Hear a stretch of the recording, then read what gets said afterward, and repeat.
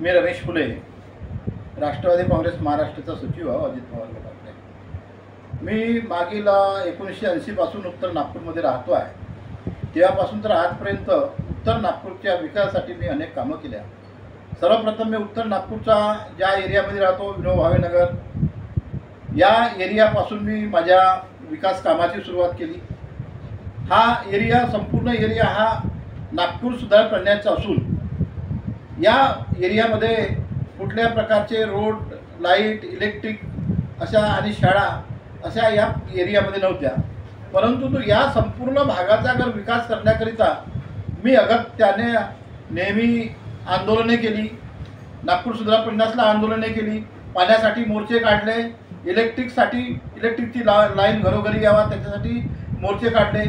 या इथं बसेसची व्यवस्था नव्हती, बसेस सुरू होण्याकरिता व्यवस्था केली। इथं शाळा नव्हत्या, महाविद्यालय नव्हते, तर मी स्वतः या एरियामध्ये शाळा आणि महाविद्यालय काढून या एरियाचा विकास प्रामुख्याने मी इथं केलेला आहे। अजून माझ्या अनेक या इथं डेव्हलपमेंट अशा योजना आहेत की ह्या संपूर्ण एरियामध्ये एक चांगलंसं असं इंग्लिश मिडियमचे कॉन्व्हेंट सुरू करणे, स्वच्छ आणि सुंदर असे या गोरगरीब एरियाकरता दवाखाने सुरू करणे, वाचनालय सुरू करणे आणि प्रत्येक समाज मंदिर तयार करून त्या समाज मंदिरामध्ये मागासवर्गीय, दलित, मुस्लिम लोकांकरता वाचनालय उभे करणे हा माझा प्रामुख्याने उद्देश आहे।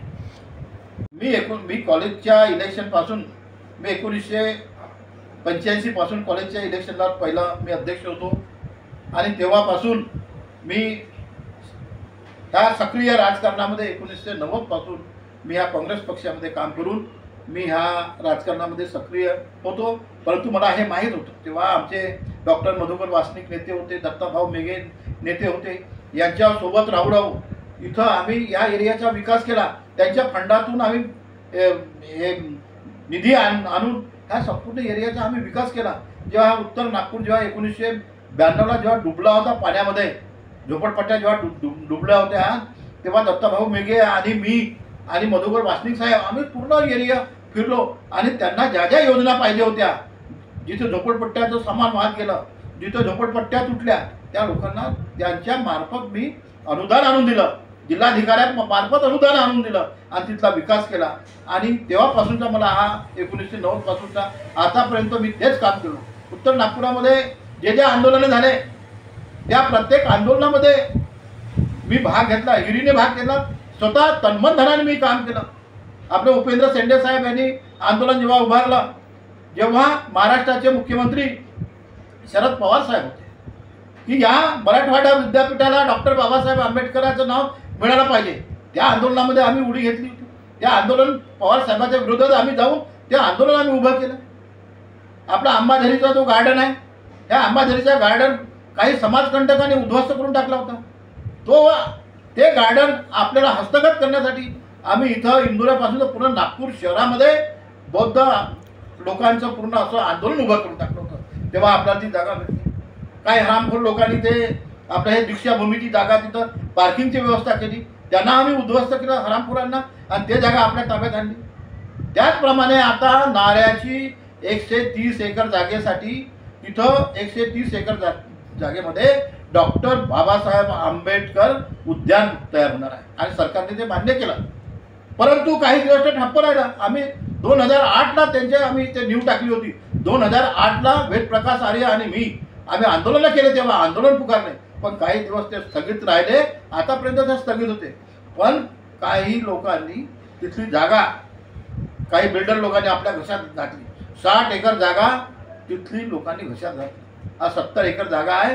त्या 70 एकर जागेमध्ये आम्ही आता लढा देत आहोत आणि नागपूर सुधार प्रन्यासनी तिथला टेंडर काढला आणि ती जागा अजून कोणी करू नये किंवा कोणाच्या घशात, बिल्डरांच्या घशात जाऊ नये म्हणून आम्ही कोर्टामध्ये रिट पिटिशन केलं आणि ते जागा आम्ही हस्तगत करू आणि तिथं आम्ही डॉक्टर बाबासाहेब आंबेडकर उद्यान करू। मी जर आमदार झालो तर माझ्या मनाची अशी इच्छा आहे की माझ्या ह्या गोरगरीब जनतेला, उत्तर नागपुरातील माझ्या दलित बांधवांना इथं एक चांगल्या प्रकारचं असं उद्यान बनवून द्यायचं, वाचनालय बनवून द्यायचं।